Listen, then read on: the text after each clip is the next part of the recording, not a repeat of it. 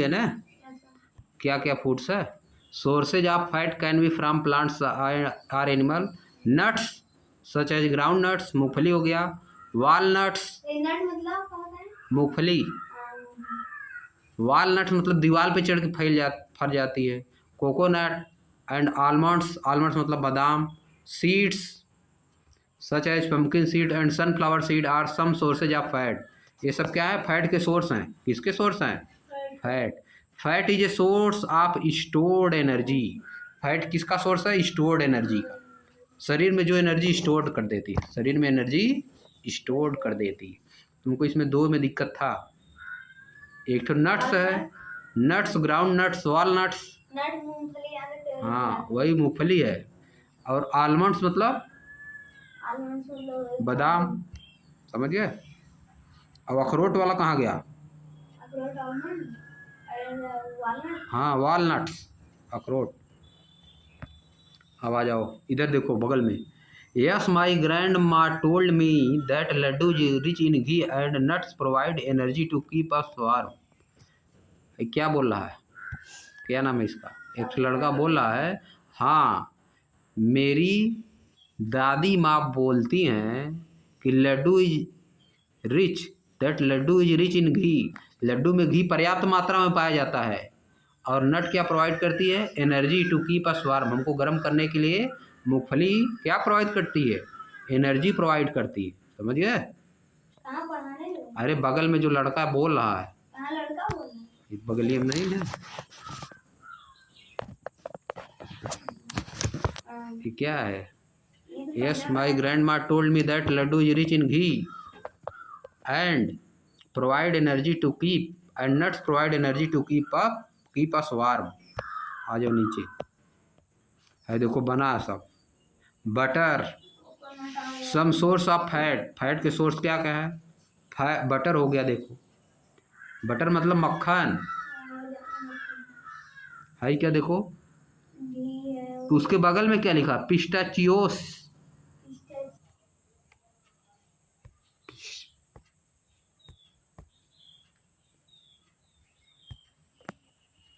Sunflower seed, walnut, अखरोट हो गया। Groundnut, soybean, sesame seed, cashew nut, काजू है, आलमंड्स, बादाम, कर्ड, दही। ये सब सोर्स आप किसे हैं? फैट के सोर्स। आगे आ जाओ। Carbohydrate and fat provide us energy for performing various activities.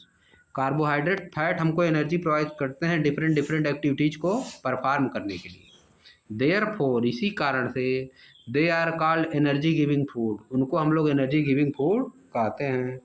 Identify more food item that are rich source of carbohydrate and fat. और फूड को आइडेंटिफाई करिए जिसमें ज़्यादा मात्रा में कार्बोहाइड्रेट और फैट पाया जाता है। आगे देखो। पोलर बियर्स, ध्रुवी भालू, ध्रुव पे जो पाया जाता है जहाँ पे ज़्यादा ठंडी होती है। Polars bear accumulate a lot of fat under their skin. Polars bear जो होते हैं अपने अंदर कलेक्ट कर लेते हैं, एक्यूमुलेट कर लेते हैं अपने स्किन के अंदर लार्ज बहुत ज़्यादा फैट क्या कर लेते हैं? एक्यूमुलेट कर लेते हैं। This fat serves as energy source. या फैट उनको किस रूप में काम करती है? एनर्जी के सोर्स के रूप में काम करती है। It support them during their month long winter sleep hibernation. या उनको विंटर की मंथ में जब बहुत ज़्यादा ठंडी पड़ती है उस समय उनको जब सोए रहते हैं सब, तो उस समय उनकी मदद करती है। Enabling them to survive without eating. या उनको इस लायक बनाती है, इनेबल करती है कि वह बिना खाए सर्वाइव कर सकें। बहुत दिनों तक बिना खाना खाए ही सर्वाइव कर जाते हैं वो। अब देखो आ जाओ नीचे। एक हफ्ता जी जाओगे, पानी लेकिन पीना पड़ेगा। बिना पानी पिए? बिना पानी पिए 2 दिन अधिकतम हम लोग। सबका अलग अलग सिस्टम है ना। बहुत लोग ज़्यादा दिन तक जी जाएंगे बिना पानी पिए, बहुत लोग एक दिन में हाल खराब हो जाएगा। आप देखो प्रोटीन्स, प्रोटीन के बारे में देखो। Proteins are also an important part of our food. Protein भी हमारे फूड का बहुत ही इम्पॉर्टेंट पार्ट है। मिल्क प्रोडक्ट, मिल्क वाले प्रोडक्ट, मिल्क से जो प्रोडक्ट बनते हैं, जो प्रोडक्ट दूध से बनते हैं, एंड पल्सेज और दालें are good source of protein, या प्रोटीन की अच्छी सोर्स है। Sport person need protein in large quantity to build their muscle. जो स्पोर्ट खेलते हैं उनको बहुत ज़्यादा क्वांटिटी में प्रोटीन की आवश्यकता होती है मसल्स को बनाने के लिए। People get proteins from plants as well as animal. लोग प्रोटीन प्लांट से भी लेते हैं और एनिमल्स से भी लेते हैं। Some excellent plant source of protein, कुछ बहुत अच्छे प्रोटीन के सोर्स कौन कौन से प्लांट हैं? पल्सेज, जैसे दाल हो गई, बीन्स, सेम, पीज, मटर एंड नट्स, ये सब क्या हैं?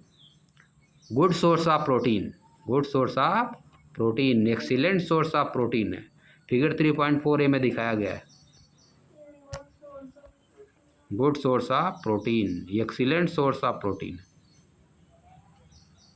अब देखो क्या दिखाया है, मूंग का दाल दिखाया है, तुअर दाल, किडनी बीन्स, ग्राम चना, पी, मटर, सोयाबीन, ये सब क्या है?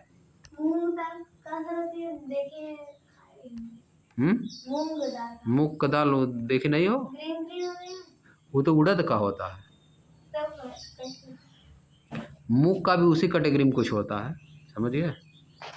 मूंग का नमकीन नहीं आती है, हाँ, वो तो ग्रीन ग्रीन होती है। ग्रीन उसमें तो चेंज किया रहता है, ग्रीन कोई ज़रूरी नहीं, समझिए। आगे आ जाओ, किस कलर में चेंज कर दोगे वो चेंज हो जाएगा। Animal sources of protein, animal से जो सोर्स पाए जाते हैं प्रोटीन के वो कौन कौन है? मिल्क है, पनीर है, एग है, फिश है, मीट है। 3.4 भी में देखो दिखाया गया। Protein rich food helps in growth and repair of our body. Protein से, जिसमें जिस फूड में ज़्यादा प्रोटीन पाया जाता है वो हमारी बॉडी को ग्रोथ में और रिपेयर में क्या करते हैं? हेल्प करते हैं, ग्रोथ और रिपेयर में हेल्प करते हैं। These are therefore called body building food, इसलिए इन फूड को क्या कहते हैं? बॉडी बिल्डिंग फूड कहते हैं। आगे आ जाओ, देखो दिखाया गया है एनिमल सोर्स, चिकन, बकरा वाला है क्या जी, फिश दिया है, एग दिया है, पनीर दिया है, मिल्क दिया है, एनिमल सोर्स, इसीलिए खाना चाहिए ये सब, समझ गए। सबसे ज़्यादा प्रोटीन किसमें पाया जाता है? दालों में, पल्सेज में प्रोटीन बहुत ज़्यादा पाया जाता है, और मिल्क में भी पाया जाता है, और चिकन में भी पाया जाता है। कोई खाना है जिसमें पूरा पाया है? हाँ, कोई चीज़ ऐसा नहीं जिसमें सब कुछ पाया जाता है। दूध में बहुत सी चीज़ें पाई जाती हैं, ज़्यादा पूरा नहीं। आगे आ जाओ,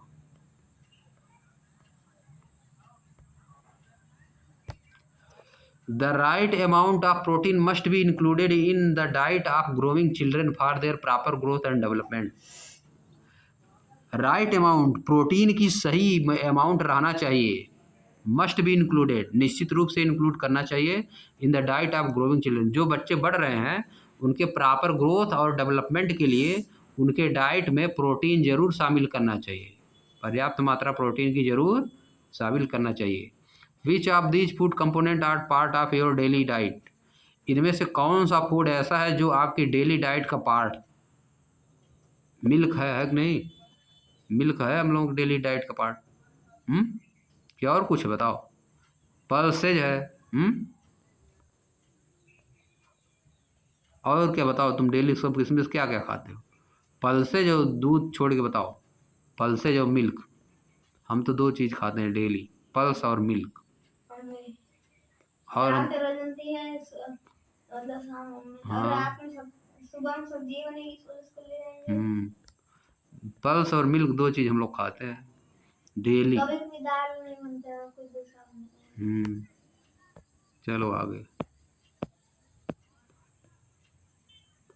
देखो, have you ever seen mushroom, क्या आपने कभी मशरूम देखा है?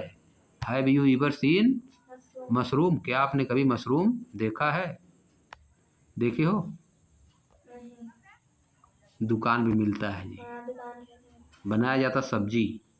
They grow mostly in dark, ये प्रायः डार्क और मॉइस्ट प्लेस में होते हैं। मॉइस्ट मतलब मॉइस्चर वाला, जहाँ पे थोड़ा ठंडा ठंडा रहता है। Edible mushroom are good source of protein. खाने वाला मशरूम जो है प्रोटीन का अच्छा सोर्स होता है, प्रोटीन का अच्छा सोर्स होता है। Why do you think we are advise to include serving of fruits? हाँ तो खाएगा, सारे में खाएगा। शादी में तो वही बना था, खाए नहीं रहोगे? उस दिन बना था, तुम तो आए थे देखे, शादी में बना था उनके हाँ मशरूम। मशरूम वो सब ज़्यादा नहीं दे रहे थे, कम कम दे रहे थे। हाँ। नहीं, सोच रहे सब खत्म हो जाएगा, ज़्यादा देना चाहिए ना मशरूम, कम डाले रहे होंगे तो क्या करेंगे। Why do you think we are advised to include serving of fruits? आप ऐसा क्यों सोचते हैं कि आपको एडवाइज किया जाता है फूड सर्व करने के लिए, फ्रूट सर्व करने के लिए, वेजिटेबल्स के लिए and other plant based food in our daily diet? अपने डाइट में सम्मिलित करने के लिए आपको ऐसा क्यों एडवाइज किया जाता है? लेट अस अंडरस्टैंड, आइए समझते हैं the importance of some other food component. Food component के और अदर इम्पॉर्टेंस को हम लोग समझते हैं by reading the following two cases. दो केस को समझ करके हम लोग फूड का बारे में और समझते हैं, फूड कंपोनेंट के बारे में। आ जाओ लीजिए, केस 1 है, इन अर्लियर टाइम, पहले के समय में, पहले के समय में, पीछे 100 साल 200 साल 400 साल पीछे, ड्यूरिंग लॉन्ग वॉयजेज, लंबी समुद्री यात्राओं के दौरान। वॉयज मतलब जब समुद्र में लंबी यात्रा किया जाता बहुत दिन तक, जैसे 55 6 महीना समुद्रों में रह गए, यात्रा करते नाव से, समझ गए। सेलर्स मतलब नाविक, सेलर्स मतलब नाविक जो नाव चलाता है। Often suffered from bleeding and swollen gums, अक्सर उसको क्या हो जाता है, ब्लीडिंग हो जाती है और उसका मसूड़ा वसूड़ा फूल जाता है। मुँह क्या होता है, फूल जाता है। स्वेल मतलब फूलिंग, स्वेलिंग मतलब फूल जाना, स्वेलन गम्स मतलब मसूड़े उसके फूल जाते हैं। ड्यूरिंग अ वॉयज, यात्रा के दौरान, समुद्री यात्रा के दौरान, इन 1746 स्कॉटिश फिजिशियन, स्कॉटलैंड के फिजिशियन थे डॉक्टर जेम्स लिंड, जेम्स लिंड ने ऑब्जर्व किया दैट, माने कि सेलर मतलब नाविक, हु कंज्यूम्ड लेमन, जो लेमन कंज्यूम करते हैं, जो लेमन कंज्यूम करते हैं यानी नींबू कंज्यूम करते हैं, एंड ऑरेंज कंज्यूम करते हैं, रिकवर्ड फ्रॉम दी सिम्पटम, इस तरह के सिम्पटम से वे क्या होते हैं, रिकवर हो जाते हैं, मतलब ठीक हो जाता है उनका, उनका क्या होता है, ठीक हो जाता है। लंबी समुद्री यात्राओं के दौरान ब्लड निकलने लगता था और मुंह फूल जाता था, मसूड़ा क्या होता था, फूल जाता था। लेकिन जो वैज्ञानिक थे, फिजिशियन डॉक्टर थे जेम्स लिंड, उन्होंने ऑब्जर्व किया कि जो सेलर, जो नाविक या तो नींबू खा रहा है या तो संतरा खा रहा है, लेमन या ऑरेंज जो ले रहा है, कंज्यूम कर रहा है, वह फिर क्या हो रहा है, रिकवर हो जा रहा है। इस तरह के सिम्पटम से क्या हो रहा है, रिकवर, ठीक हो जा रहा है उसका। Bleeding and swollen gums are symptom of disease called scurvy. Bleeding यानी ब्लड निकलना, मसूड़ों में से ब्लड निकलेगा, और स्वेलन गम फूले हुए मसूड़े, सूजे हुए मसूड़े, ये सब सिम्पटम किसके हैं, स्कर्वी रोग, डिजीज है एक जिसका नाम स्कर्वी, उसी के ये सब क्या है, सिम्पटम। ब्लड निकलने लगेगा, दांत में से ब्लड निकलेगा, बहुत लोगों को होता है, समझ गए, बात समझे, ब्लड निकलना है, दांत में से ब्लड निकलने लगता है। जो सही से नहीं करता है मंजन उंजन, या तो उसके पास विटामिन सी की कमी हो जाती है, यही सब नहीं खाता है, खट्टी चीज़ें नहीं खाता, लेमन ऑरेंज, तो हो जाता है। What do you interpret by reading case 1? हाँ, ज़्यादा, बहुत ज़्यादा खट्टा भी नहीं खाना चाहिए। What do you interpret by reading case 1? Case 1 को पढ़ के आप क्या इंटरप्रेट कर रहे हैं, क्या व्याख्या करेंगे केस 1 को पढ़ के, क्या समझे आप? व्हाट क्योर्स स्कर्वी, स्कर्वी को क्या, कौन सी चीज़ सही करती है, स्कर्वी को क्या क्योर करता है, मतलब क्या चीज़ स्कर्वी को सही करती है? Lemon and orange help in curing scurvy, lemon और ऑरेंज स्कर्वी को ठीक करने में हमारी हेल्प करता है। Scurvy is cause due to deficiency of vitamin C, scurvy vitamin C की कमी से होती है। Vitamin C present in citrus food, vitamin C खट्टे फलों में होता है, सिट्रस मतलब खट्टा, लाइक जैसे कि lemon orange, help in curing this disease, इस डिजीज को क्योर करने में हमारी हेल्प करते हैं। ये देखो इंटरप्रेट का मीनिंग समझ रहे हो ना, यहाँ क्या होता है, what do interpret by reading case 1। What do you interpret ऊपर लिखा है, what do you interpret by reading case first. Case first को पढ़ के आप क्या निष्कर्ष निकालते हैं, निष्कर्ष निकालना, समझना, अंडरस्टैंडिंग, समझ गए, यह सब होता है इंटरप्रेट। आगे देखो केस 2, देखो केस 2।